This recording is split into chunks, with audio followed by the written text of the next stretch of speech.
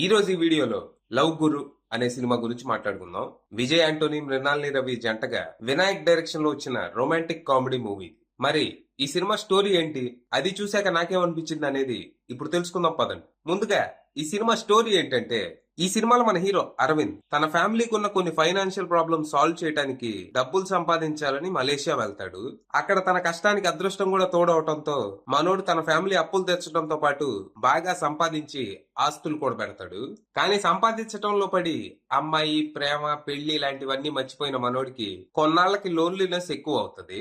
దాంతో ఇక ఈ సోలో బతుకు బతకడం తన వల్ల కాదని డిసైడ్ అయ్యి ఇండియా తిరిగి వచ్చి ఇక్కడ ఎవరైనా మంచి అమ్మాయిని చూసి ప్రేమించి పెళ్లి చేసుకుని సెటిల్ అవ్వాలని ప్లాన్ చేస్తాడు. అలా ఇండియా తిరిగి వచ్చిన మన హీరోకి ఓ ఫ్యూనరల్ లో లీలా అనే అమ్మాయి తగులుద్ది. ఎందుకో తెలీదు, తనని చూడగానే తన్నే పెళ్లి చేసుకోవాలి, తనతోనే జీవితం పంచుకోవాలని బలంగా నిర్ణయించుకుంటాడు. ఎక్కువ లేట్ చేయకుండా వెంటనే లీలా వాళ్ళ అమ్మ నాన్నతో మాట్లాడి సంబంధం ఖాయం చేసుకుంటాడు. ఇక లీలా విషయానికి వస్తే, తనకి యాక్టింగ్ అంటే పిచ్చి. ఎప్పటికైనా పెద్ద హీరోయిన్ కావాలని కళ్ళగంటూ ఉంటది. కానీ వాళ్ళ నాన్నకి ఇది నచ్చదు. ఆయన బాగా ఊరు మనిషి అనమాట. హీరోయిన్ అవ్వటం అంటే అదేదో పెద్ద లఫూట్ పని అన్నట్టు ఫీల్ అవుతూ ఉంటాడు. దాంతో తనకి బలవంతంగా పెళ్లి ఫిక్స్ చేస్తాడు. అలా నచ్చిన అమ్మాయిని పెళ్లి చేసుకుంటున్నానని ఆనందంతో మన హీరో బలవంతంగా పెళ్లి చేస్తూ తన జీవితం నాశనం చేస్తున్నారని హీరోయిన్ పెళ్లి చేసుకుంటారు.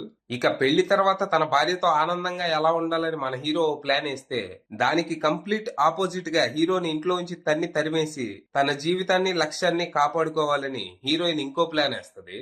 మరి తర్వాత ఏం జరిగింది? ఎవరి ప్లాన్ వర్కౌట్ అయింది? హీరోయిన్ మనసు గెలుచుకున్నాడా, లేకపోతే హీరోయిన్ తన లక్ష్యం నెరవేర్చుకుందా, అది కాకపోతే ఇంకేదైనా జరిగిందా అనేది మీరు సినిమా చూసి తెలుసుకోవాలి. ఇక ఈ సినిమా చూసాక నాకేమనిపించిందంటే, పర్లేదు, ఎక్కడా బోర్ కొట్టకుండా కాసేపు టైం పాస్ అనిపించింది. యాక్చువల్ గా ఇది 2008 లో వచ్చిన రబ్ నే బనాది జోడీ సినిమాకి రీమేక్ లా ఉంది. మరి అఫీషియల్ గా రీమేక్ చేశారో లేకపోతే ఇన్స్పిరేషన్ అని లేపేశారో మరి నాకైతే తెలీదు. ఏం చేసినా ఒరిజినల్ ని మ్యాచ్ చేయగలిగారా? ఆ సినిమాలో ఈ సినిమా కూడా మనకి ఎమోషనల్ గా కనెక్ట్ అవుద్దా అంటే పెద్దగా లేదనే చెప్పాలి. దానికి కారణం హీరోయిన్ క్యారెక్టర్. అంటే ఇప్పుడు సినిమాలో హీరో మంచోడు, అమాయకుడు, హీరోయిన్ కోసం ఏమైనా చేస్తాడు. ఈ విషయం హీరోయిన్ కూడా తెలుసు. అలాంటప్పుడు తనతో మాట్లాడి తన ప్రాబ్లం ఏంటో చెప్తే హీరో అర్థం చేసుకుంటాడు కదా. కానీ తను అలా చేయదు. జస్ట్ హీరోని ఇబ్బంది పెడుతూ ఈ నెట్టా వదిలించుకోవాలని ప్లాన్లు వేస్తా ఉంటది. దీనివల్ల ఏమైంది, మనకి హీరోయిన్ క్యారెక్టర్ మీద సింపతి క్రియేట్ కాకపోగా అవతల అని చిరాకు వస్తుంది. ఎందుకు భయ్యా ఈ చిరాకు మొహం దానికోసం ఎంత చేస్తున్నావు, ఇంకో అమ్మాయిని చూసుకోరాదు అని హీరోకు ఉచిత సలహాలు ఇవ్వాలనిపిస్తుంది. అంటే అఫ్ కోర్స్ ఇందులో హీరోయిన్ తప్పేం లేదనుకోండి, ఇది రైటింగ్ లోపం. తన క్యారెక్టర్ అంత బలంగా రాసుకోలేదు. హీరో క్యారెక్టర్ మీద పెట్టిన ఫోకస్ తన క్యారెక్టర్ మీద పెట్టినట్లేరు. దాంతో సినిమా మొత్తంలో ఒక్కసారి కూడా వీళ్ళిద్దరూ కలిస్తే బాగుండు అని నాకు ఎక్కడా అనిపించలేదు. అసలు లవ్ స్టోరీలో మనకు అనిపించాల్సిందే అదే లేదు ఇక్కడ. ఓవరాల్ గా సినిమాలో ఉన్న పాజిటివ్స్ విషయానికి వస్తే, విజయ్ ఆంటోనీ పర్ఫార్మెన్స్, వర్కౌట్ అయిన comedy, production values, songs and BGM.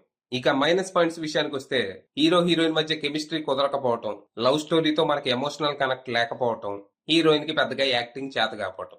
Final గా చెప్పేది ఏంటంటే, ఎక్కువ ఎక్స్పెక్టేషన్స్ లేకుండా ఏదో సరదాగా కాసేపు టైం పాస్ కోసం సినిమా చూద్దాం అనుకుంటే ఈ సినిమా ట్రై చేయొచ్చు. ప్రస్తుతానికి ఇది ప్రైమ్ లో స్ట్రీమ్ అవుతుంది. ఇంట్రెస్ట్ ఉన్న వాళ్ళు అక్కడికి వెళ్ళిపోవచ్చు. అది విషయం.